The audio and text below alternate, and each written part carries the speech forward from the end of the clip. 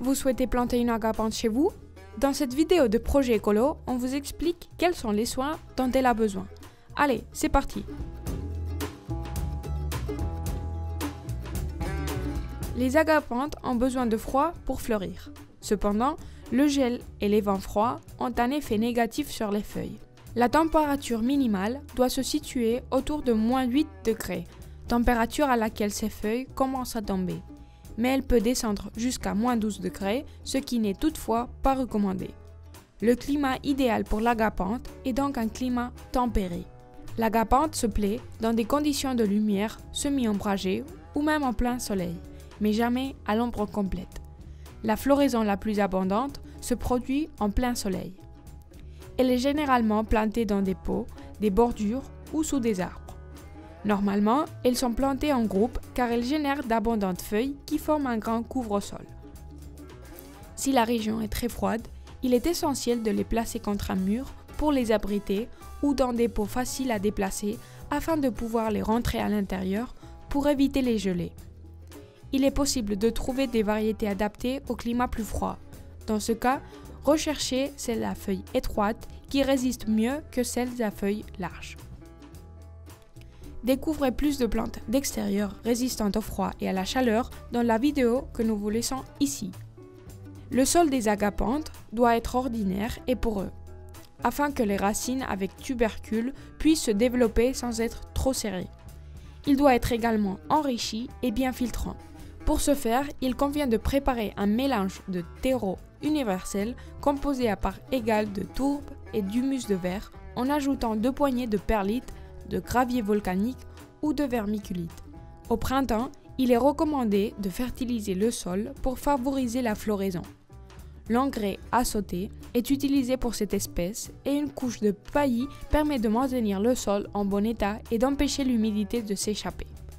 L'engrais est indispensable dans les régions froides pour que la surface ne soit pas exposée aux intempéries. Avant de continuer, on va vous mettre à l'épreuve. Combien de temps faut-il pour que l'agapante fleurisse? A. De 6 mois à 1 an. B. De 1 an à 2 ans. C. De 2 à 3 ans. D. Aucune de ces réponses n'est correcte. Réfléchissez bien car à la fin de la vidéo, vous pourrez vérifier si vous avez réussi. Aimez-vous la vidéo? N'oubliez pas que vous pouvez aider la chaîne à continuer à se développer avec un super thanks. Heureusement, cette plante ornementale n'a pas besoin de beaucoup d'eau, ce qui est rare chez les plantes à fleurs voyantes. Elle peut tolérer une sécheresse occasionnelle, mais il faut augmenter l'arrosage lorsque la chaleur augmente. En hiver, il faut espacer les arrosages. Coupez les fleurs dès qu'elles commencent à faner. Cette plante est devenue envahissante dans de nombreuses régions. C'est pourquoi une pratique horticole responsable consiste à couper les fleurs dès qu'elles commencent à se faner, afin qu'elles produisent des graines.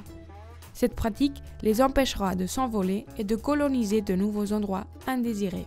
En raison de sa croissance ordonnée, les agapantes n'ont pas besoin d'être taillées. Lorsque les feuilles se fanent, il faut les enlever pour éviter qu'elles ne consomment l'énergie des feuilles saines. Elle se reproduit par division des rhizomes.